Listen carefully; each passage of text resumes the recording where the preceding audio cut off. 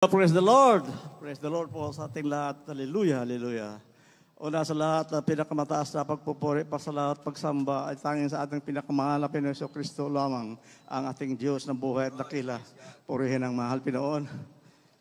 At pangalawa, aking pinapaawad ang aking dobling paghalang at pagrespeto sa ating beloved parents in the Lord at pagpaalala sa mga turot aral ng ating beloved Honorable Evangelist Pastor Welnis Sara Almeida at ating beloved Assistant Pastor Linasa Almeida at pagbati na rin po sa mga beloved children nating parents in the Lord at pagbati sa the whole beloved Almeida family at mga bisita, mga beloved brethren, magandang tanghali na po sa ating lahat. Purihin ang Diyos. Hallelujah. Nais ko lang pong pasalamatan ng ating pinakamahal na Pinoy Kristo. Hallelujah. Balikan ko nung una kong natanggap ang ating pinakamahal na Pinoy Jesus dito sa banal ng gawain itong Jesus Makakusid sa habaglan ng Diyos. Naabot ako ng panalangin ng ating mahal pastor.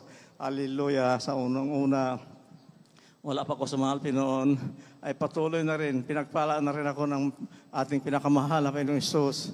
Pero hindi ko pa siya nakakilala nung panahon. Totoo talaga yung nakalagay sa Biblia na before the foundation of the world, you have been chosen.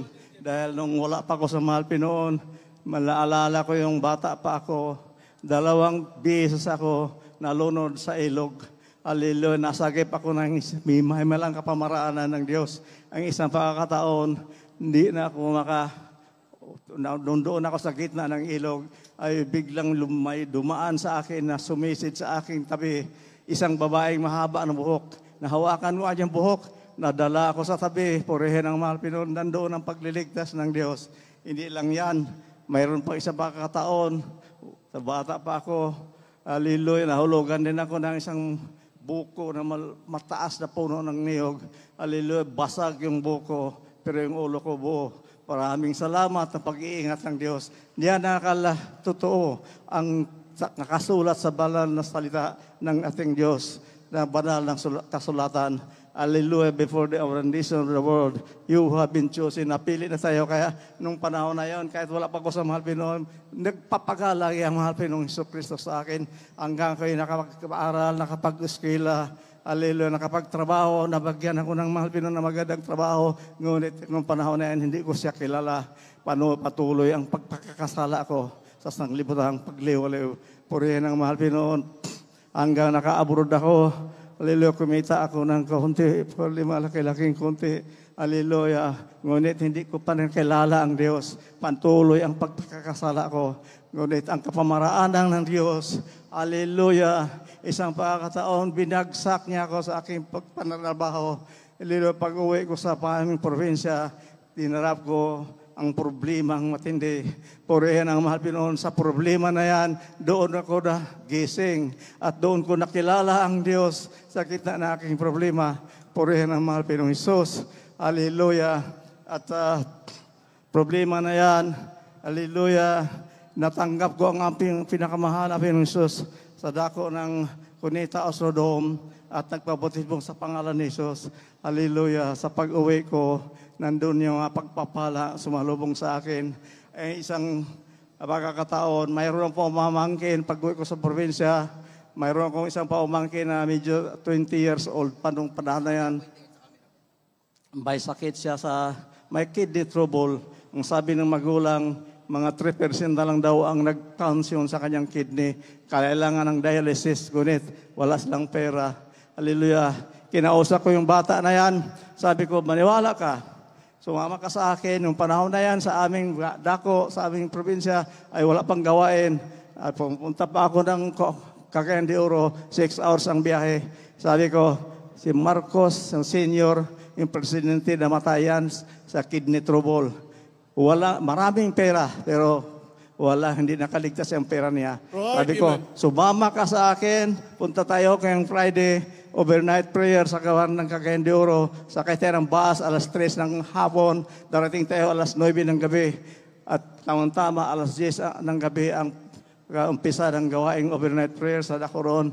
Hallelujah. Sinama siya sa akin, sumama siya, at pinagpala, kinabukasan ay nagtuwanggap sa mahal Pinuso Kristo at nagpabautismo.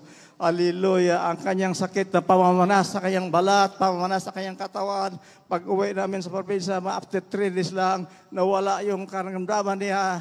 Hallelujah. Pinagaling siya sa ating pinakamahal na Pinusos. Hallelujah.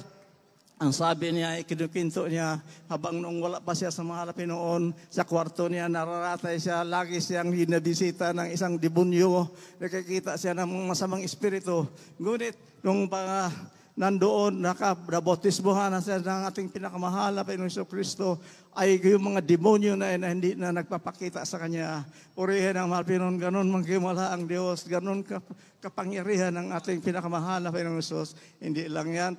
Sa patuloy na yung paglilingkod, hallelujah, ang problema ko sa dako ng probinsya, 6 years akong na-standby sa trabaho para akong back to zero talaga ang kinita ko noon sa pag-abroad sa problema na yan. Ngunit, nung natanggap ko ang mahal Pinoso Kristo, nagpabautismo sa pangalan niya, hallelujah, hallelujah, ibinalik sa akin ang pagpapala na yan. Hallelujah, kung na yung manawala sa akin, binalik sa akin ang mahal Pinoso Kristo. Hallelujah, ang problema ko na yan, 2 kaso ang hinarap ko sa dakong probinsya, nilutas ng mahal Pinoso Kristo.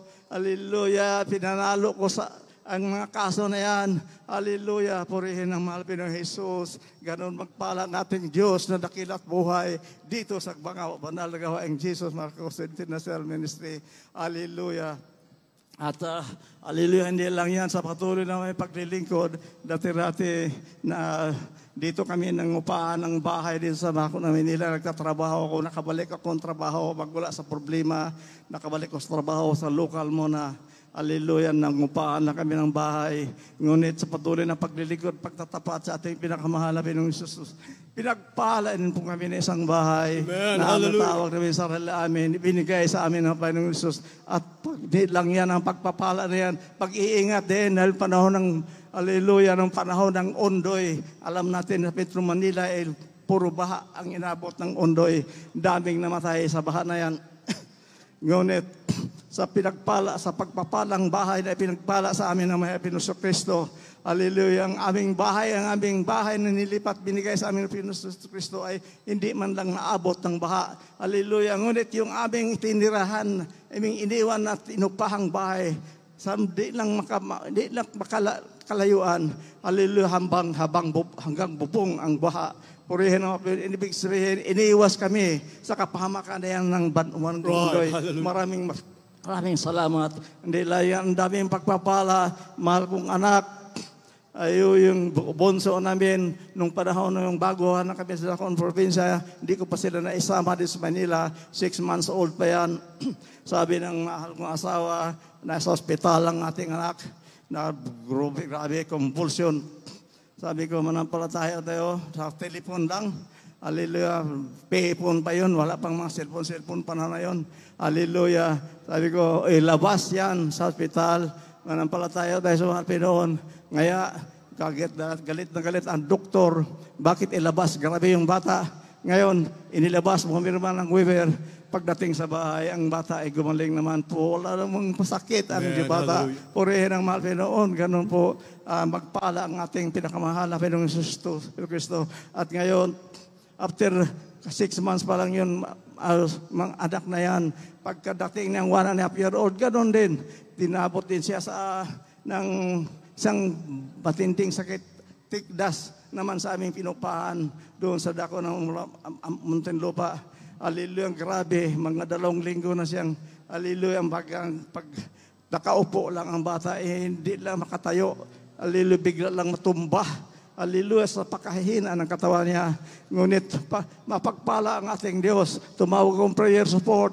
Hallelujah, sa pangamagitan na ng left telepono, pinanalanginan over sa bata na yan. Sumunod ako sa panalangin nung nagbigay sa amin prayer support. Hallelujah, at niyariuhan kami na ayaw na even 6 months, bakit 7 days lang, 3 days, ginawa namin yan. Ang bata ay gumaling, walang gamot, walang hospital. Purihin ang mahal Panginoon Jesus. At di lang yan, maraming pag-iingat ang Diyos mula kaming nakakakilala dito sa Jesus Marcos, nakakilala nating Diyos dito sa Jesus Marcos International Ministry. Dawaling dakilang buhay, magpapala ang ating Diyos. Maraming pag-iingat, marami pa. Hindi ko mabilang, hindi ko alam kung saan ko mag-umpisa. Marami sa aming pagmamaniho. Hallelujah, nandiyan ang mga pag-iingat. Hallelujah. Hallelujah, nandiyan talaga ang mga pag-iingat. Di mo mawari kung paano ka iniingatan ng Diyos. Hallelujah, isang pagkakataon, nagdadaniho ako na isang traffic. May rumargas na isang jeepney sa aking likuran. Hallelujah. Kung tumumbok sa aking likuran, talagang wasak ang aking sasakyan. Ngunit, pinag-ingatan ng Diyos ang driver sa kanyang jeepney. Kinabig niya sa bandang kanan at doon siya sa sidewalk dumaan ang jeep. Hindi na dumama sa aking likuran. Purihin ang mahal Pinoy Jesus. Ganun, ang dami pang mapag-iingat. Ngunit, marami pang magpapatuto, magpapasalamat sa ating dakilang Diyos. Maraming salamat. Hallelujah. Ako'y bago lang nagdaos ng aking karawan noong March 22. Hallelujah, 77 years old na po ako. Ngunit sa habag ng mahal Pinoy Jesus, taglay ang kalakasan pangatawan ko, nagbumula ang paghihinga namin mula sa ating pinakamahal na Pinoong Kristo. Dapat pasalamatan ang Diyos sa lahat na bagay, maliit man o malaki. Hallelujah, ang pinakamataas na pagpupuri, pasalamat, pagluluwalhati ay tanging sa ating pinakamahal na Pinoong Kristo. Lamang purihin ng Diyos.